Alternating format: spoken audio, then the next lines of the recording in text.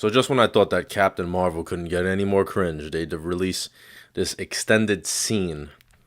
And I actually saw the movie, and I remember watching this scene, and I was thinking to myself, like, yeah, she just stole that guy's motorcycle.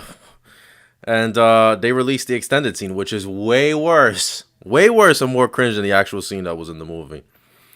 So she's sitting down reading a newspaper. Some guy comes up to her and says, "Hey, nice scuba suit." I guess this is like catcalling or whatever. And then he says, "Oh, I'm offering you help. The least I could get is a smile." I don't know who goes up to girls and says, "Hey, smile for me," but whatever. So then she proceeds to she says, "Oh, I'll shake your hand or whatever. How about that?"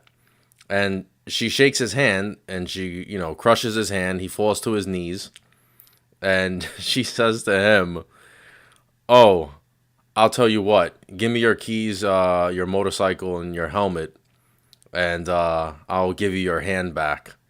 So I'm watching this and I'm like, so she's assaulting this guy, and this is okay. She's assaulting him and stealing his motorcycle, but because she's a woman, all of a sudden this is fine. And they're promoting this shit. And the scene is so cringe. It's like they were trying to kind of do the Terminator 2 scene where Arnold, takes the guy's motorcycle and everything. But the thing about that was, first of all, that's a great movie, number one. Number two, he's the Terminator. He's a robot. Like, he hasn't even learned how to be human because John Connor didn't teach him yet. So it's understandable. This is just, oh, I'm a strong woman and I'm going to, beat up this man. Just it goes along with Hollywood, with their obsession of showing women beating up men. It's nonstop. And then she gets the motorcycle. Then she steals, I guess, a shirt off of one of the mannequins. So she stole this shirt from a store. She assaulted this guy, stole his motorcycle. She's a criminal, but this is a superhero apparently. It looks like she's actually a supervillain. That would have actually made more sense if she did that and she was a supervillain, right? You would think. And she gets on the motorcycle. And then she almost crashes.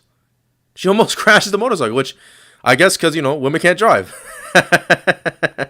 So I guess that was realistic. But, this is just it's more the, Hollywood trying to push this feminist, man-hating agenda that men, that women are not only equal to men, they're actually superior to men. And they're, it's part of them, trying to, program people. I'm curious to see how this affects society eventually if they keep putting this forward. I'm curious to see if, younger women growing up, they see this stuff. And then now, all of a sudden, they got balls and they start trying to fight guys like in the street and bars and stuff. And then they get their asses handed to them. I wonder what's going to happen. I'm very curious. The funny thing about this scene is that it was released to USA Today as an exclusive initially. And in USA Today, in the tweet they put out, they shared the scene, and it says that Captain Marvel fights toxic masculinity, which that is pure comedy, because that's not toxic masculinity. A guy coming up to a girl and acting like that's just a guy being an asshole. That's not toxic masculinity at all. But what they do is basically to these SJWs and these feminists, these new wave feminists. Toxic masculinity is basically being a man and doing anything that I don't agree with. That's basically what toxic masculinity is. It's you have to agree with everything I say, and if you don't, it's because you're displaying toxic masculinity. Fuck these people. Anyway, like, comment, share, subscribe. Let me know what you think. I appreciate it. It's Mike from Bensoners. Keep banging.